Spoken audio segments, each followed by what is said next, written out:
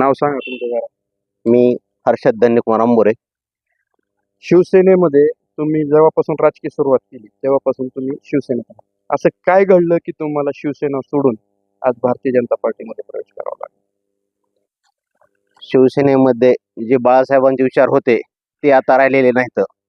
त्यामध्ये काँग्रेसचे विचार हे सहभागी झालेले आहेत आणि सुरुवातीपासून आम्ही बाळासाहेबांच्या विचारावर प्रभावित होऊन लहानपणापासून आम्ही शिवसेनेचं काम करत आलेला आहे. तर जो उद्धव साहेबांनी निर्णय घेतलेला आहे तो आम्हाला शिवसैनिक म्हणून मान्य नव्हता. ते कुठंतरी बाळासाहेबांच्या विचारापासून दूर जात आहे असं वाटत होतं. त्याच्यामुळे आम्ही शिवसेनेपासून फरकत घेतलेली आहे. मग इतका वेळ का लागला की महाविकास आघाडीचं सरकार स्थापन होऊन आज 4 वर्ष झाली, मग हे निर्णय घ्यायला इतका वेळ का लागला? निर्णय घ्यायला उशीर झाला नाही. वाटत होतं की उद्धव साहेब कुठंतरी परत येतील त्यांच्या बाळासाहेबांच्या विचारावर, पण तसं काय त्यांनी केलेलं नाही. आणि ज्या लोकसभेच्या निवडणुकीमध्ये सर्व देश मोदीच्या पाठीमागे उभा राहत आहे आणि आमची सुद्धा इच्छा होती की उद्धव साहेबांसुद्धा मोदी साहेबांसोबत चालावं. आता मागील निवडणूकमध्ये तुम्ही विधानसभा असतील किंवा लोकसभा निवडणुकीला ज्यांचा प्रचार केलाय, आता त्यांच्या विरोधात प्रचार करायचा आहे. काय कसं असेल हे धोरण कसं असेल आता? आता आमचा म्हणजे धोरण जे आहे ते आम्ही फक्त मोदी साहेबाकडे बघून आपकी बार 400 पार. आता जे सत्तेसोबत राहायला पाहिजे, आपल्या मागास जिल्हा जो आहे त्याचं पुसण्यासाठी विकासासोबत आणि सत्तेसोबत राहणं गरजेचं आहे. त्यामुळे आम्ही सत्तेसोबत आणि विकासासोबत राहणार आहोत. आता पुढचं जे आहे लोकसभा निवडणूक लागणार आहे, तर काय जबाबदारी दिलेली आहे का लोकसभा निवडणुकीची भारतीय जनता पार्टीने काही? भारतीय जनता पार्टीने आता त्यांच्या परिवारामध्ये आता सहभाग झालेला आहे. जवळपास माझ्या 45 वर्ष झालेले आहेत आणि शिवसैनिक म्हणूनच मी काम करत आलेलो आहे. पक्षाची कुठलीही जबाबदारी नसताना मी शिवसेनेच्या निष्ठेने काम करत आलेलो आहे आणि त्याचप्रमाणे मी सुद्धा भारतीय जनता पार्टीमध्ये एक कार्यकर्ता म्हणूनच काम करणार आहे. शिवसेनेमध्ये काम करत असताना एक विचारधारा ही तुम्ही बघत होता, आता त्याचं काही अडचण आली का तुम्हाला मागील 5 वर्षात विचारधारेची तडजोड करण्यासाठी? खूप अडचणी आल्या आणि काँग्रेसचे आणि शिवसेनेचे विचारधारे हे दोन टोकाचे आहेत. हे दोन टोक कधीच एकत्र येऊ शकत नाही. ते कुठंतरी शिवसैनिकाच्या मनामध्ये असे दडपण ठेवून काम करावं लागत होतं. आता BJP मध्ये भारतीय जनता पार्टीमध्ये आल्यामुळे ते मनमोकळेपणाने आम्ही काम करू शकतात.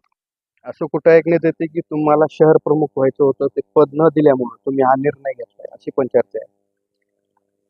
आता पक्षाचं काम करीत असताना मी सुद्धा माझी जबाबदारी घेऊन काम करण्याची माझी इच्छा होती आणि त्याचा फायदा नक्कीच पक्षाला व खासदार साहेब आमदार साहेबांना नक्कीच झाला असता.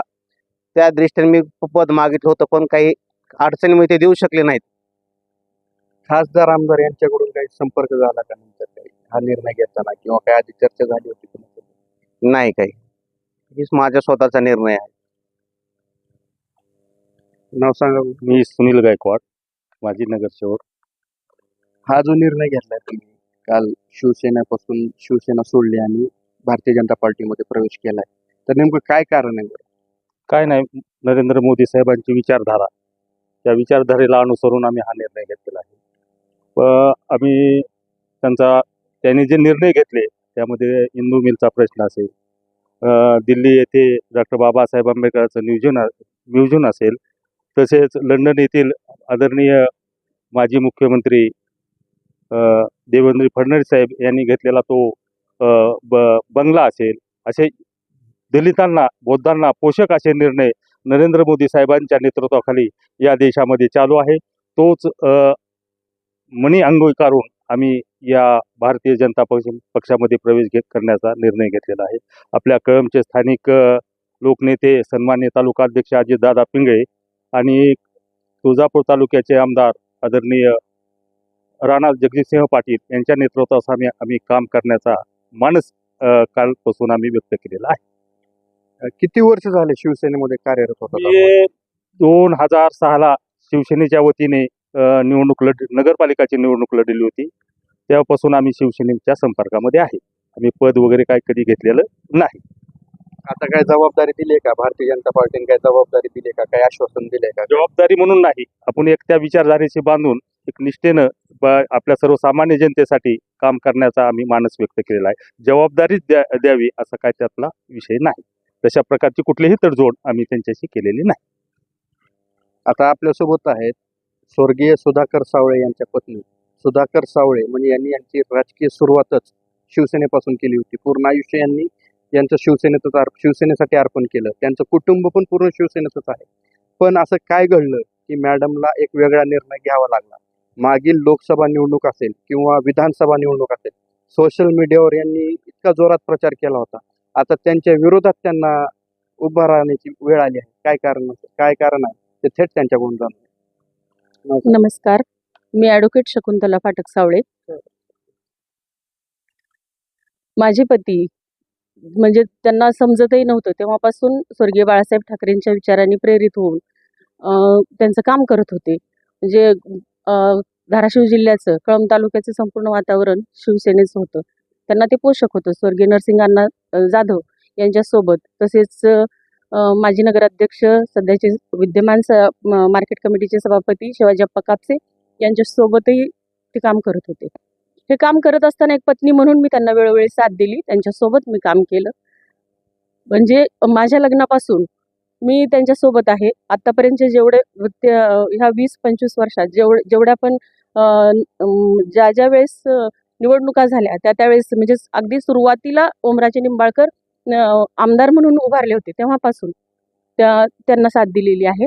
आणि त्यावेळेस त्यांचा प्रचार केलेला आहे. त्यानंतर सोशल मीडिया आला. सोशल मीडियाच्या वेळेसही 2014 आम्ही प्रचार केला. 2019 ओमराजे निंबाळकरांना साथ दिली. आता याही वेळेस म्हणजे आम्ही त्यांच्यासोबत आहोत असं त्यांनी गृहीत धरलेलं आहे. दुसऱ्या म्हणजे लोकांना की माणसं सांभाळता येत नाहीत काही लोकांना, त्यातला हा प्रकार आहे की जे तुमचे आम्ही पाहिलेलं आहे की आम्हाला स्वर्गीय बाळासाहेब ठाकरेंचा आशीर्वादाने आम्ही काम केलेलं आहे पहिल्यापासून. त्यानंतर उद्धवसाहेब ठाकरेंच्या सोबत काम केलं. पण हे काम करत असताना कुठंतरी आमच्या कामाची दखल घेतली जात नाही, कुठंतरी विचार हे केला नाही. 2020च्या जेव्हा कोरोनाची पहिली लाट आली त्या पहिल्या लाटीत माझे पती सामनाचे शहर प्रतिनिधी होते. कळंबमध्ये फ्रिक्वेन्सी नाही गाड्यांची, डायरेक्ट सामना पेपर येत नाही, तरी माझे मिस्टर केजला जाऊन पेपर घेऊन येत होते. अशा परिस्थितीत लॉकडाऊनमध्ये कसं जायचं, काय जायचं मी सांगू शकत नाही. माझा नवरा कसं जात होता आणि त्या काळात त्यांना कोरोना झाला. म्हणजे त्या केवळ पेपर घेऊन येणं आणि तो वाटप करणं. त्यावेळेस वर्धापन दिनाचा विशेषांक असेल, बाळासाहेब ठाकरेंचे जे पुण्यतिथीचा पुण्यस्मरणचा पेपर असेल, हे सगळे पेपर त्यांनी आणून वाटलेत.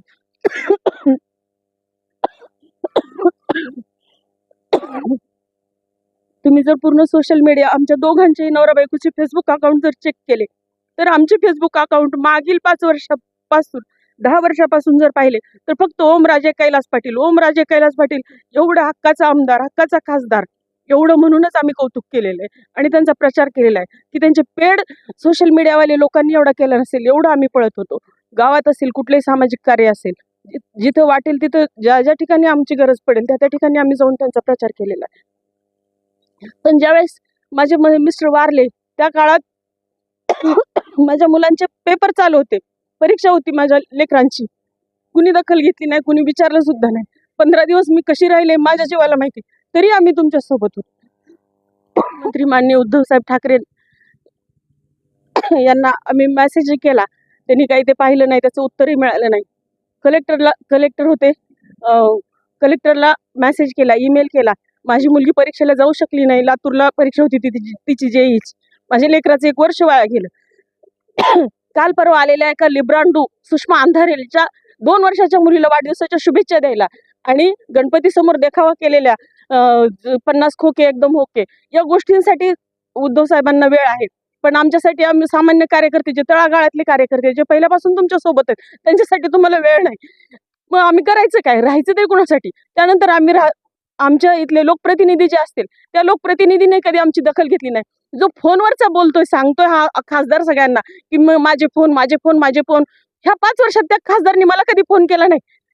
कधीच फोन मला आला नाही ह्या खासदारचा. त्यांनी दाखवा त्यांच्या रेकॉर्ड, पूर्ण रेकॉर्ड निघते त्यांच्या कॉल डिटेल्समध्ये, कुठं माझा फोन दिसतोय का, कधी केलाय का त्या माणसाने. काल परवा जेव्हा आमची नोटरी म्हणून नियुक्ती झाली तेव्हा त्यांच्या पत्नीने पत्नीचा आम्हाला अभिनंदनाचा फोन आला का तर मी मार्केट कमिटीच्या त्या कार्यक्रमात उद्धव साहेबांच्या कार्यक्रमात एक फेसबुकला पोस्ट केली होती. त्यामुळे मग त्यांना ते थोडंसं काय वाटलं म्हणून तेवढं अभिनंदनाचा फोन केला. पण आमची कधीही कुणी दखल घेतली नाही.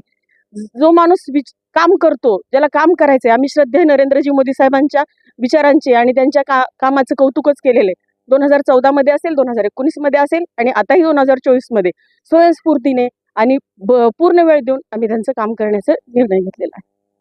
आता 2019ला तुम्ही ज्यांचा प्रचार केलाय, आता परिस्थिती बदलली आहे. आता उमेदवार ते आहेत आणि तुम्ही आता भारतीय जनता पार्टीत प्रवेश केला तर उमेदवार अर्चनाताई पाटील आहेत.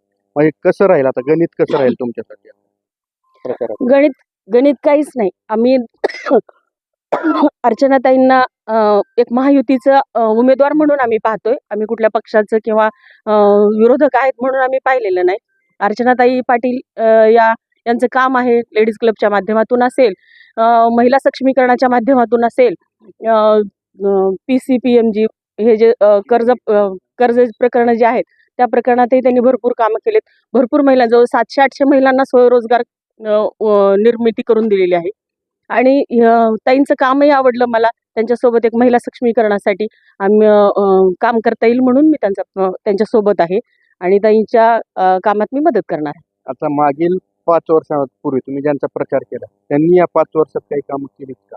म्हणजे तुम्ही ज्या खासदारांचा प्रचार केला काय वाटतंय त्यांची काही कामं सांगा, त्यांनी काय कामं केली? माझे मिस्टर वारल्यानंतर 3ऱ्या दिवशी डोळे पुसून मी कामाला लागले. कारण माझ्यासमोर माझी 2 लेकरं होती लहान लहान. ज्या माणसावर अन्याय झालाय, ज्याची एक न्यायप्रविष्ट केस आहे, असे खासदार वेळोवेळी सांगतात माझ्या वडिलांचा खून झाला, माझ्या वडिलांचा खून झाला. खरं तर त्या केसबद्दल किंवा वडिलांचा खून झाला किंवा वडील नाही आहेत हे दुःख सगळ्यांनाच माहिती आहे काय असतं ते. पण त्याचं किती भांडवल करावं ह्यालाही काहीतरी अर्थ असतो. एक लिमिट असते, एका मर्यादेपर्यंत तुम्ही ते करू शकता. प्रत्येक वेळी जर तुम्ही तोच मुद्दा घेऊन, तोच अजेंडा घेऊन जर दरवेळेस तुम्ही तेच मतं मागत असाल, पुन्हा पुन्हा लोकांना भावनिक करत असाल तर त्याचा उपयोग नाही. तुम्हाला ह्यावेळेस विकासावर बोलावं लागेल. एक सिंगल काम आम्हाला विकासाचं माहित नाही. सांगतात फक्त रेल्वे आणली, ही आणली. 5 वर्षात किमान 5 महिला सक्षमीकरणासाठी जर ते झटले असते, 5 महिलांना जरी स्वयंरोजगार उत्पन्न करून दिला असता. कोरोनामध्ये वारलेल्या इतक्या विधवा महिला आहेत, एका तरी विधवा महिलांना एक कुठंतरी कामाला मिळावले, रोजगार लावलाय. असं काहीही त्यांनी करून काम केलेलं नाही. विकासाच्या दृष्टीवर त्यांनी काम करायला पाहिजे होतं, जे त्यांनी केलेलं नाही आणि त्यामुळे आता त्यांना पायउतार व्हावं लागेल. हे होते शिवसेनेचे हाडाचे शिवसैनिक. येणाऱ्या काळात शिवसेनेला उभाटा गटाला खरंच आत्मपरीक्षण करण्याची गरज आहे.